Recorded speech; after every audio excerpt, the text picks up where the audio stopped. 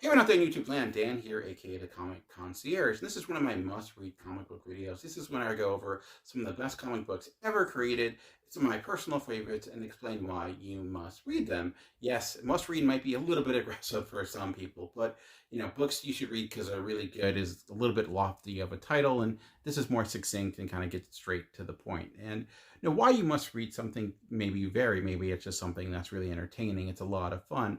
And maybe you read something that is personal, that tells a story that needs to be heard. And maybe you read something that is just important with a capital I, that touches upon vital and important topics of our time. And with Mira Jacobs' Good Talk, I kind of think it does a little bit of all those things in a way, especially the final two. And this was one of my favorite books from 2019. And if you ever look at Geekcast Radio, I do my top 100 comics of the year. And this was number 2 for that year, and for good reason. I say this a lot, but graphic memoirs are probably my all-time favorite comic book genre. They just seem to really appeal to me, just because I think you get really personal stories that touch upon issues that in a way that you don't really get when it's more done in the abstract or a more larger scope, where you get a lot of maybe information, but the personal side is removed. Where with a graphic memoir, I can talk about things like race, poverty, drug addiction, a whole slew of different important topics through the human lens, and it makes it much more meaningful that way. Not all graphic memoirs are like that. Sometimes they're just general life. Not everything has to be about something important, but I think Good Talk very much is. And in a way, this touches upon some of the most important topics that have happened in the last 20 years, really since September 11th. And it's a graphic memoir that touches upon Mira Jacobs' life, and you kind of have two concurrent storylines going on in a way, where it opens up with a conversation with her and her 6-year-old son about Michael Jackson, and it gets into understanding race. So she's in East India descent. She was born in Albuquerque, New Mexico, but her family comes from India. She spent her life in the United States. Her son is half East Indian, half Caucasian. Just has a lot of interesting questions about race, looking at Michael Jackson, because obviously he has a complexion that has changed throughout the years, of just trying to understand it. And one of the lines from this book that I think gets to the heart of why this is such an important comic book talks about how Mary Jacobs mentions that you never know how little you understand something until you try to explain it to someone else. And I feel like that's very true, being a parent myself now. And when you get those questions about things and you think you kind of understand something, but trying to explain it to someone, especially a child that doesn't necessarily have the background knowledge, that will ask the question why and won't be satisfied until you really figured everything out. And it makes you realize how much you really don't know, how much things you just take for granted. And this touches upon a lot of stuff, and I think, but that's a good starting point. Shortly then gets into Ferguson, that happened a few years ago, and what happened there. And the bit of conversation that really got to me, that told me, like, this isn't a book I need to read, and more people need to read, was a conversation she was having again with her son, because it's a very trying time. Michael Brown was killed, and they're talking about, he was asking her, why that happened, and explaining, racism and things that occur.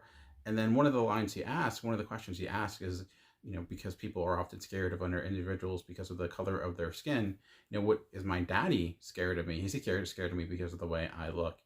And that hit me like a ton of bricks, because it just, to me, that right there, that conversation gets to the heart of what we talk about, what people talk about when they talk about privilege. Because I realize, as a father of two boys, two Caucasian boys, that's not a conversation to that level I'll never have. I'll never be put in that situation where race can ever be a dividing line between me and my kids, because we're all Caucasian, and understand and have them have that fear of being feared because of the way they look. And I know, like, privilege is a word people tend to get triggered about and kind of scoff at, because I think they don't spend the time listening. And again, this book is a good opportunity to do just that, to spend the time listening and understanding and seeing things from a different perspective. And it talks about Ferguson. It gets into things like September 11th as well, because she was living in New York at the time and having to deal with the repercussions of that. And then also then later on talking to her son about those things. So just, that hope of trying to explain everything to your kids so they're prepared and they know what the world has, but also wanting to somewhat protect them and then to protect that innocence. It's a very delicate balance, and I do feel like it really speaks to right now. Although this came out in 2019, now we're in this COVID pandemic. As a parent and dealing with that issue, and obviously this is not directly relating to it, but those types of problems, those types of world events that can be scary for adults, that adults don't really understand as we're trying to figure out, and then kids are as well, like why can't I go outside, why do I have to wear a mask, and trying to explain it in a way that is honest but at the same time doesn't have them living in fear. And I thought that like this gets to that and a whole lot more. It talks about her parents. It opens up to talking about her parents and what they went through, and also the misconceptions about India. For example, like how people think Christianity was brought there by British colonialists, but in fact it was there long before they were there. Kind of breaking those misconceptions. And also one of the big misconceptions or things that I didn't really understand and didn't know is when we think about racism, we have a certain perspective. Personally, I should just speak for myself. For example, how Mira Jacobs has a darker complexion and how that sometimes was rejected by other Indians because it was seen as unseemly, and something that I was personally ignorant towards. And that's why, again, a book like this is important, because you can learn so much more about a world you're not in, break down that forced ignorance that you put yourself in, break you from that bubble, because you're just getting that perspective from someone else's life. And the style of comic too is very different, and it utilizes a lot of real life photographs with kind of like caricatures, drawings of individuals. And it's kind of like a comic prose, but not quite, where you'll have a photo and kind of drawn images of the people, like her son, her family, and then with speech bubbles. It's a very different approach. I never really saw a comic quite like this. It kind of looks like you're reading a scrapbook in motion, in a way, like a comic book scrapbook, but done well. And I thought the use of actual photos was smart, because it always anchors it in the reality that it's in. It reminds you, yes, this is a personal story. This is a comic book medium. This is a memoir, but there's a reality there that it's held. Like, when you see September 11th, it's photos of the actual event, actual photos of her and her family as well, just to put you there. But it was a different use of the medium that I never saw before. And I thought it boded well to help. It felt that it helped complete the story thematically by going through that, rather than just being your traditional, graphic memoir. That being a parent, if I appreciated this more than if I didn't have kids. When I read this, I only had one kid, weirdly enough, and he was about 3 years old, so I wasn't really having these types of conversations to that extent. But now he's a bit older and much more inquisitive, and he's much more observant. You do realize how observant kids are of the world and of everything around them, and you having these types of conversations with him. I felt this was a great way of just seeing that and seeing it, someone else going through that experience. Obviously mine and Mira Jacobs' experiences are very different, but the inquisitive nature of kids and trying to understand the world is very similar. And I think there's that one united force. It helps you better understand other people that are not yourself. Often when you bring up these types of topics, it just becomes a firestorm of anger, and no one can really spend the time and just to see what people are saying and to understand, walking in someone else's shoes. This gives you that opportunity. I also think it's important to point out that this book is not trying to be the be-all, end-all answer to all these different types of questions. It's very open and honest about how difficult it is to answer these questions, how sometimes people are wrong and sometimes you don't have the answers. It's just, I think, explaining this personal experience and what they went through. And I think through that, you're just learning the life of what it's like to be outside of your own. I steal this line from Roger Ebert a lot, how he talks about how movies are empathy machines.